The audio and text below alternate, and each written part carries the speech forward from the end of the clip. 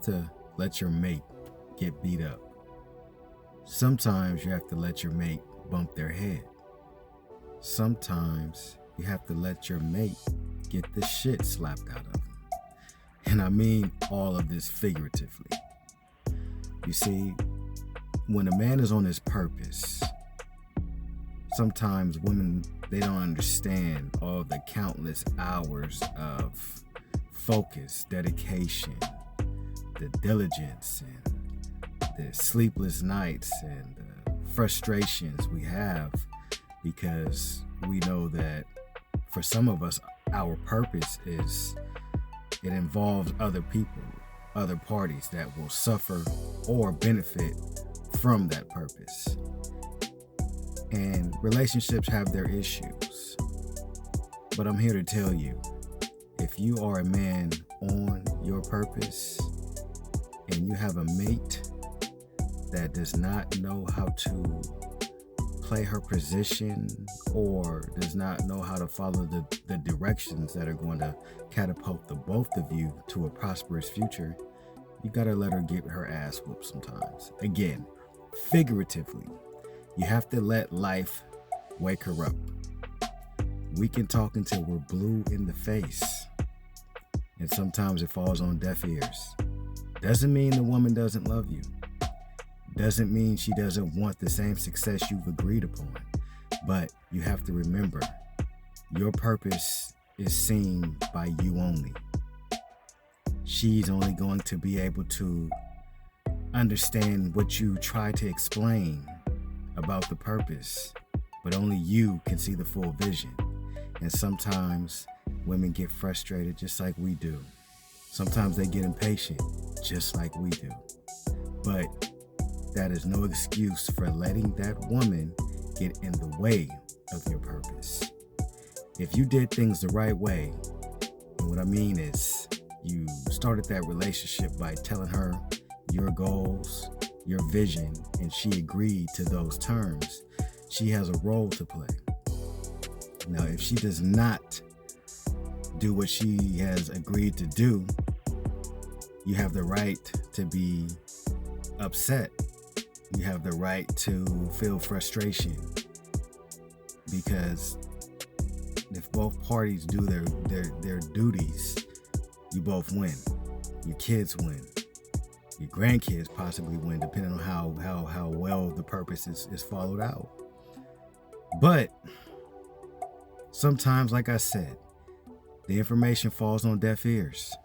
Women are more emotionally charged. They operate more on emotion. So you get more emotional responses, emotional outbursts. If you're doing your duties and she's not holding up her end of the deal, you got to check her. You have to check her for two reasons. One, because it's getting in the way of the purpose. Two, because she's actually going to respect you if she is really a team player. Because a woman's job, like I said in the previous video, is to test you for the rest of your life. Your woman is going to make sure your word means gold to her. Anything other than that is going to be shown as a sign of weakness, and it's going to just create larger problems for the future. But when you have talked to your woman and she is not following the rules that she agreed upon, sometimes the best medicine is silence. Just give her nothing. You continue on your path, following and pursuing your purpose, and you give her silence. The silence is, like most things, going to make or break her. If it makes her, she will understand that, you know what, this is for both of us. I need to get my stuff in order so we can win. I should not be a liability to my man. I should be an asset to him. But if it breaks her, she's going to find every excuse in the book for why she's not doing her job, when that same energy could have gone towards doing her job. You have to give her silence. It's going to either show you she's the one for you or she's the one in the way. Give her the silence. The silence works because You don't want to react emotionally like she can, because for one, that makes you just like her. For two, you don't want to do things that you can't erase. You don't want to put all that work in just to lose it because of a frustrated reaction and you in jail behind getting physical. Or you destroying your own stuff because you're frustrated. What's the point of putting in the work? Give her that silence. And you know what? Speaking from my own experience, it was a time in my relationships where I did things that were not good, temperamental, all that type of stuff, right? Flashing, saying things I wish I could have taken back. And the thing was, even though I had a valid reason to be upset, my reactions gave her every excuse to blame me for the outcome. And I got it later on.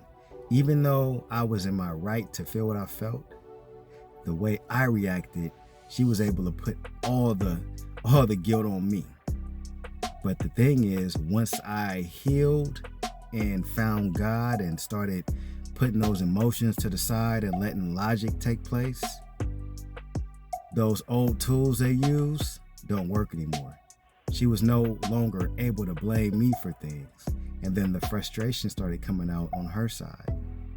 And I learned that my silence, that silence is so golden because it actually gives her the opportunity to digest the words that you said to her, and they begin echoing in her brain.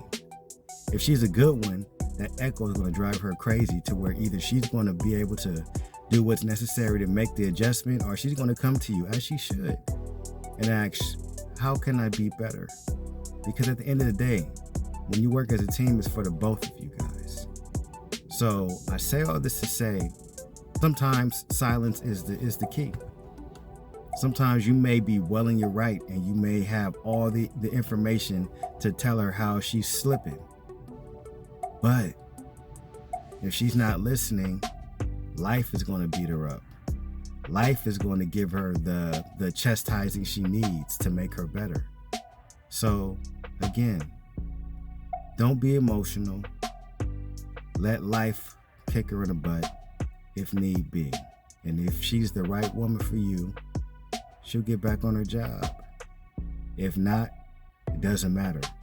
You have a purpose anyway, with or without her. Stay on your purpose. That should be your focal point.